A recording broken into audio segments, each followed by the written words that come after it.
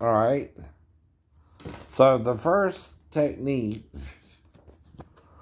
of the hand techniques, right, is called Morite Gari, which means two-hand grab, or two-hand reap, right? Now, unlike the other techniques, okay, this one is more dangerous because you're using your hands, right, more than your hands and feet, right? Now, this is almost like another sacrifice technique, right, in that you're more exposed by trying to go in for this technique than you are to other techniques, right? In other words, you're more likely to be countered easily, right? In the first place, because it's harder to do hand techniques to the legs, right?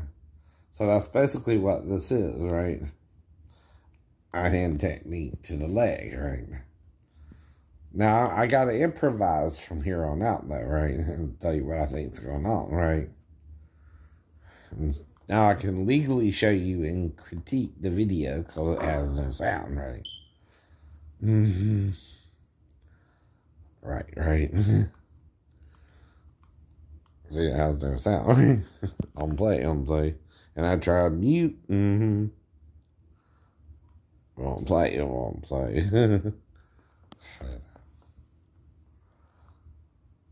Alright. So this is Morite Gari. Now, he's showing you the beginning of how to do the technique. Now, he does do a palm heel to the stomach, right? That's part of the distraction, because you do got to do something, right? To momentarily distract you, right? But you can't do that in competition judo either, right? You can't go to below the belt, right? But you could do like a palm heel in self-defense situations too, right?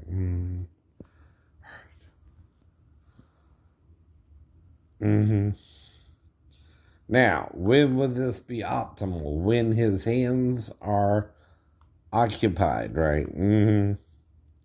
Because the danger with this technique is you're exposing your entire head and neck to his both hands, right?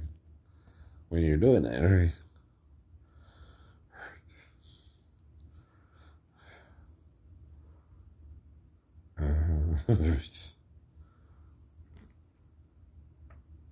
Now he's grabbing, like the technique shows, behind the legs right here, right? And then picking him up and throwing him, right? So I got the full version there, right?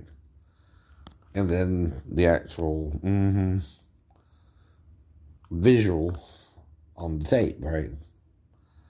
And see, he's going behind the knees, right? Now, he's not going too low, right? Because if you go too low, you're going to have a problem, right? He's not grabbing around the calves, right? Probably what that was about.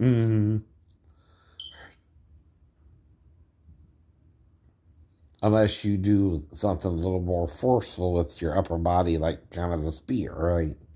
That was like kind of a spear. And he speared him and then grabbed the legs, right? Now he's going back to the upper knee area. Right. He's probably showing you a variant there, right? Now that's called a side body. It's one of the techniques here for the different locks, right? Now that's called a Yoko Garuma, I think, something like that. Let's see where we're at.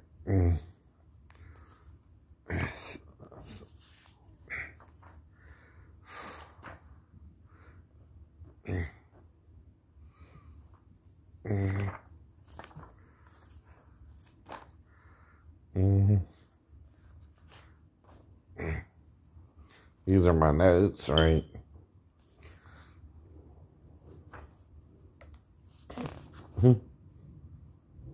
That's a technical foul. I know. There it is. Yoko Shiho. Right there, right. So what he's doing after the technique is getting him into what's called game, or gatame, which is a hold, right? And that starts about chapter 7 in the book, which is gatame waza, and this is Osei Komi Waza, and also goes into your chokes, right? Now, don't call them a choke straight up, right? Either, right? Yeah. Okay, and that again, right? Now, even in competition, though, these moves have to be done carefully, like I said, right? You have to make sure. And see, there he can go into any of the other holds as well. I know. Right. Because what? First degree brown belt couldn't explain this by now. That's part of the test. To test you, right? Probably too, right? You should be able to explain all this, right? That's why it's clapping there, right? To distract you, right?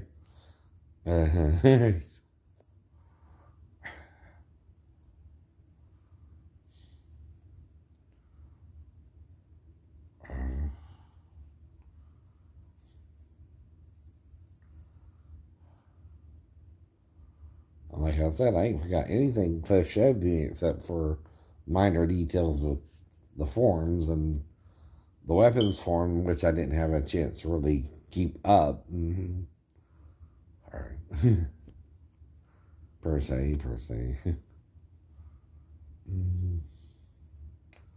And the difference between the two sanctions is one, you go to the leg level with the block, which is like this, and the other one you go to the chest level, right? Which is the only two difference there, right?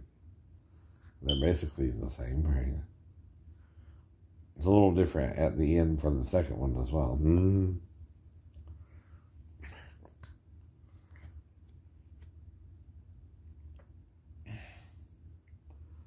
But self-defense ain't a bad idea.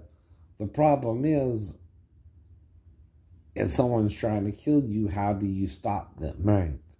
See, martial arts will temporarily, if you win, right, stop them, but it won't permanently stop them, maybe. Now, this is one leg, the one arm, right? One hand drop, which is Kachiki Taoshi, right? and see, this just shows I'm following along and know where we're at, right? In the syllabus, right? So I'm my first degree brown belt or not, right? What do you think? Do I understand the concepts? Could I teach judo to someone else? Even without, I know, demonstrating all the techniques because of a disability, not because I can't do it, right? See, I can still show someone else, right? And explain it, right?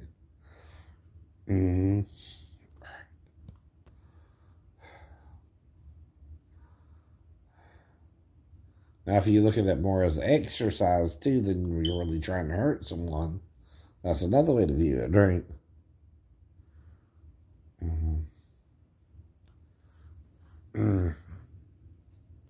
Now, he might be doing a variation there, right? Because he's going to the...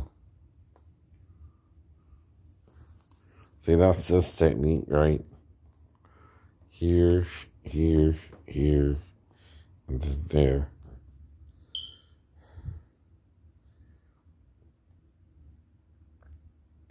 And he's going to the inside of the leg with the opposite hand, right? So if that's his right, and he's going to the left leg, right? Or, well, that might be the right leg. Yeah, that's the right leg, right? Right. But it's still the opposite for him, right? So he's going to the right leg, which is the opposite leg of the uke there, right? Or uke. And that's his distraction, right? It's to grab the elbow there, right?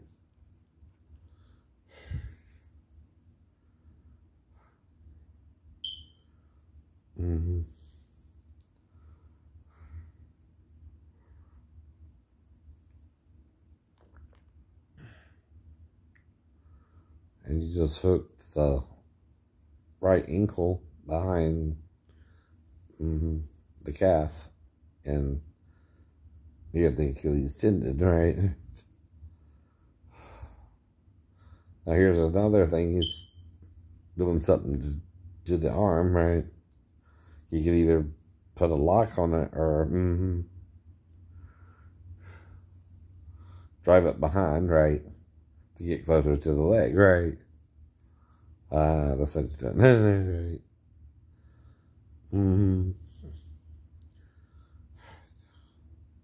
Yep.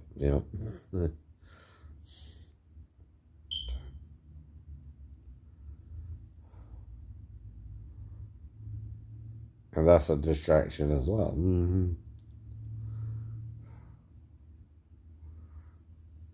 To get closer to the right leg, right?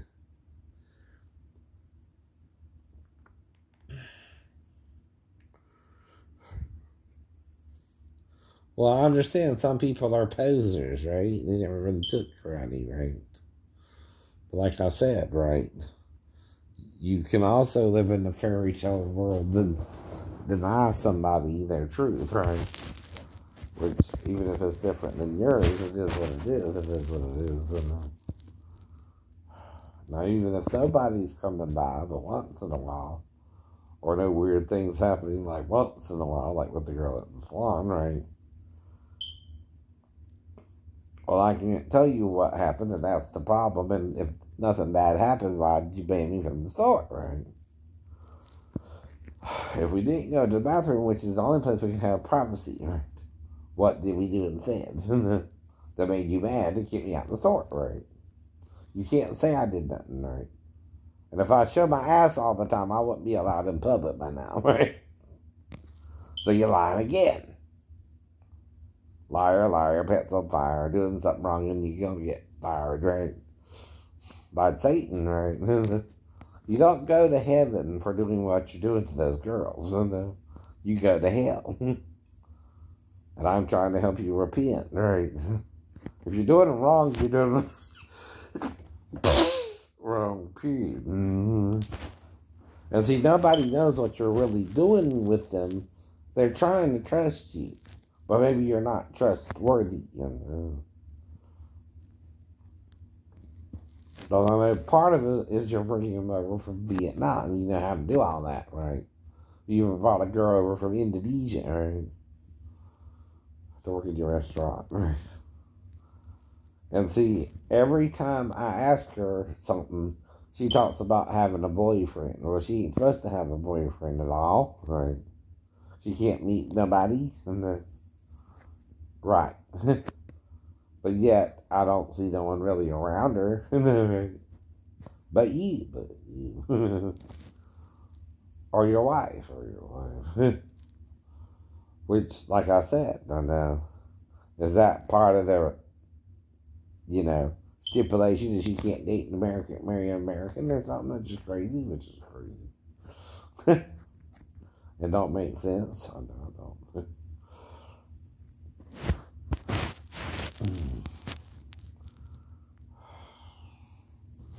So there he kind of pulled him a little bit, because he also teaches about push and pull techniques, right? And got his ankle there, right? Because there's no commentary, see? I'm the commentator now. And I think that's probably why they did it. I don't know. But that's enough to kind of show I'm at least up to speed. Right?